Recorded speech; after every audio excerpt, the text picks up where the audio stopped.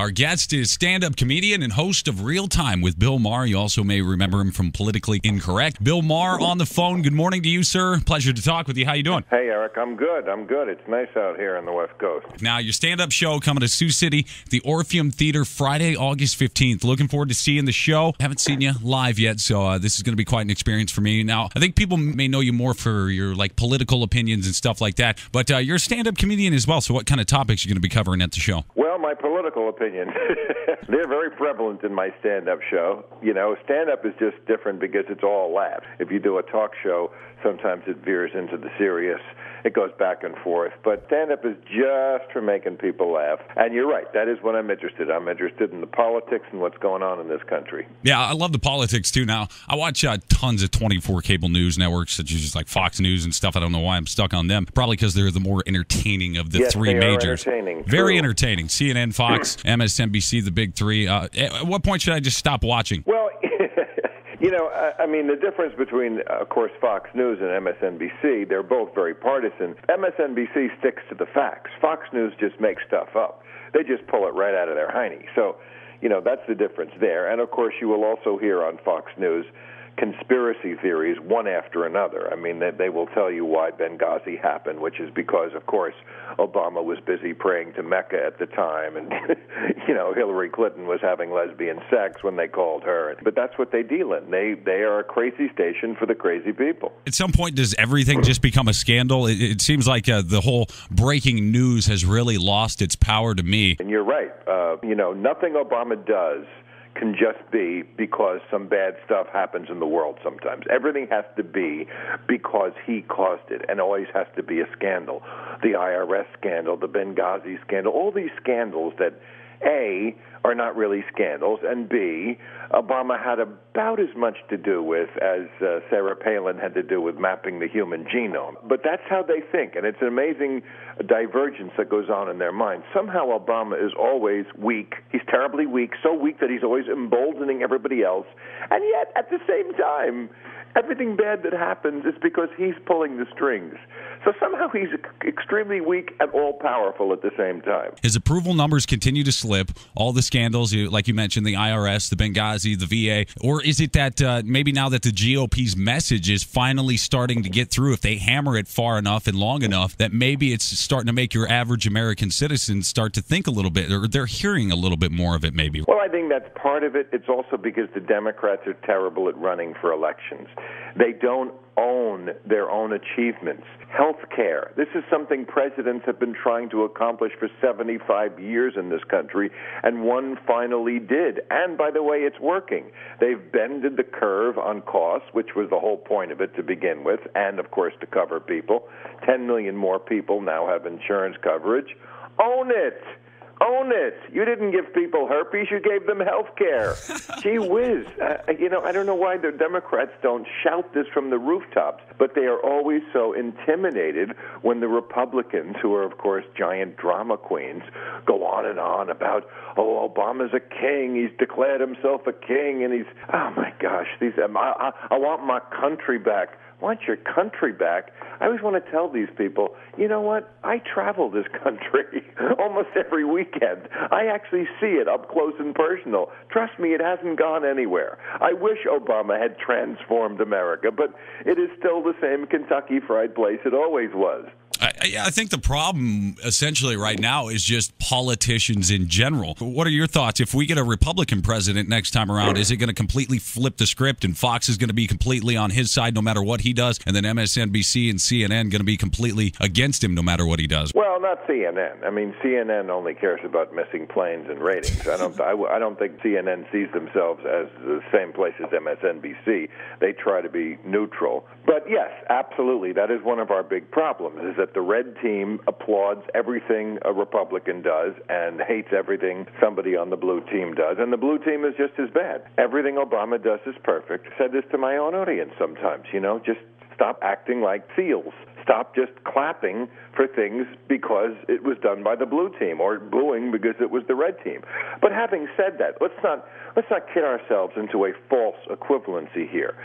Now, both parties are too much alike. That's true. The Democrats are too much like the Republicans. But it is also true that the alternative universe of Mitt Romney and John McCain having been president the last 8 years would have been a disaster for this country. We wouldn't have bailed out the auto industry. We wouldn't have had the stimulus program, so we probably would have fallen into a depression. McCain would have gotten us into 9 different wars overseas. Obama has not been perfect, but if we could somehow go back in time and redo his term with those guys at the helm, you would be living in a much worse world. Well, I hate to see what the next president is going to bring, because it seems that each president, according to the media, gets worse and worse. Everybody thought Bush was the worst president we could ever get in our lives, and then Obama comes around, and it seems like Obama's getting twice as much as Bush ever got. They're wrong. They're idiots. They don't know what's going on. People are idiots in this country. They don't follow the news. They don't know the facts. They're so upset about the deficit and the debt. If you ask them what causes the deficit and the debt, they have no clue. They think foreign aid is like 20% of the budget, or national endowment for the arts, things that you couldn't even find them in the budget with a jeweler's eye if you looked at them. You ask them, how should we solve the deficit problem? How should we solve the debt problem? Should we raise taxes, or should we cut spending? Oh, absolutely cut spending. We can never raise taxes. Fine. What should we cut? Nothing. Should we cut Medicare? Absolutely not. Social Security? No. Defense? No. All the big-ticket items that make up what is the lion's share of the budget, they don't want to cut any of it. They're idiots. Should we cut lavish nights out at huge hotels and $300,000 bills for meals and stuff like that? I think when it comes down to it, there's so much money that is wasted both at the top and the bottom, screwing over of programs. I mean, the rich take advantage of all the rich programs they could take. You know, they lobby up and buddy up with people in Congress and stuff like that to get their stuff passed through. Then you got the other end with people winning lotteries yet still getting food stamps and stuff like that. We just really need to find ourselves as America and get something figured out, because we're heading in the wrong direction. Well, we were heading in a much worse direction 6 years ago. We were losing 750,000 jobs a month. Now we're gaining 200,000 jobs a month, and have for the last year. The economy grew at 4%, and that's without any help from Congress. So a lot of that is just because that's America. We do fight back. But it could have been a lot worse. Just as I said, if we had let the auto industry fail, not to mention the psychological blow of that, but the economic blow of that would have been disastrous. And, you know, ask Mitt Romney. He wrote an article, said, let Detroit go bankrupt.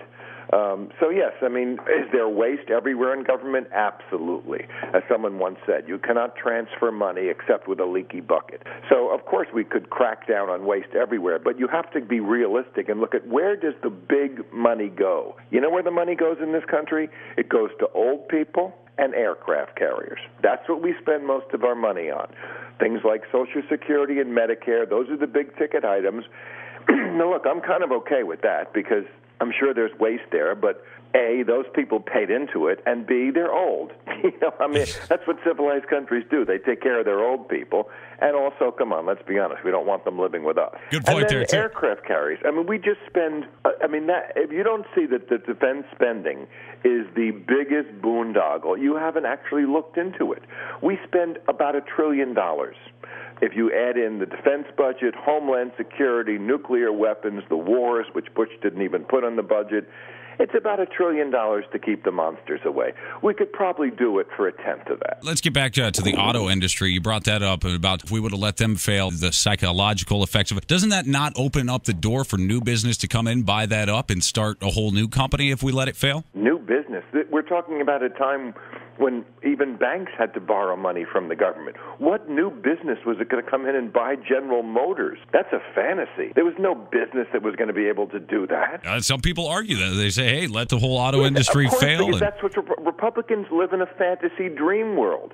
They also think if you just tell teenagers to use abstinence, they won't have sex. This is the dream world they live in. They thought if we overtook Iraq, that we would be greeted as liberators because everybody loves freedom and democracy.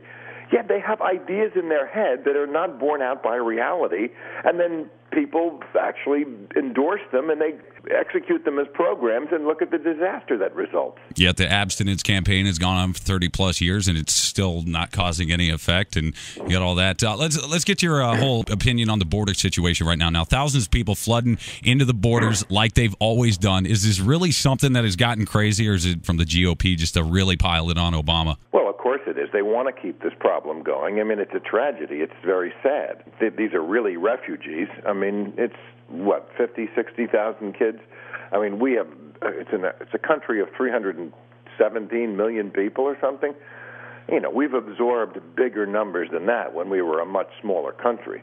So I'm not saying we should just let everybody in, but I mean, if these poor kids who are escaping places in the world where your chance of dying are like 1 in 14, yeah, and especially since we have a lot of responsibility for those places being in the shape they are in, because that kind of violence is fueled by drug cartels, and the product the drug cartels are selling is cocaine to Americans. If we didn't use so much cocaine, or if we got smart and legalized drugs, this problem wouldn't exist. Why does America have to take care of everything? Can't other countries step up, or is that not in our best interest? I couldn't agree more. I said that on my show Friday night. I mean, I'm a big supporter of Israel, but they have a GDP of $242 billion a year. Why do they need our $3 billion? Why is Vladimir Putin our problem? He should be Europe's problem. Europe should be paying for NATO. It's in their backyard. It's for their defense. I agree. Other countries should step up. It's because we have this idea that we're the American exceptionalists and that we're the indispensable country in the world. We like to flatter ourselves to think we're more important than we are. Yes, are we the lone superpower in the world? Of course we are. But that's just militarily. We don't even have the kind of moral authority anymore. So I agree. Let other countries step up and stop patting ourselves at the back and think that nothing can happen without America getting involved. In fact, some things would be better off if America didn't get involved. Stand-up comedian and host of Real Time with Bill Maher on HBO is on the line. Okay, we got the serious political stuff out of the way. A few fun questions with you. What was the last concert you went to? Oh, I just saw Barry Gibb at the Hollywood Bowl playing all the old Bee Gees songs. Amazing. All right. What is one thing people don't know about Bill Maher? Well, we were just talking about the fact that I'm a minority owner of the New York Mets. I don't think most people know that. Oh, fantastic. Yeah. Always been a huge baseball fan, or is this I am financial a big baseball fan, and a couple of years ago, the Mets sold off 40% of the team to a bunch of minority investors, and I was lucky enough to get a little piece. Any type of new music that you're listening to, or do you just keep it with the classics? Oh, no. I listen to stuff from every decade. I'm very into the new Eminem Rihanna album, and I was just listening to Pharrell's new one. I wasn't that crazy about Happy, but the new one, I can't remember the name, something like Get Over Here, Bae, or... Oh, Come Get It, Bae. There you go. Come Get It, Bae. Oh, yeah.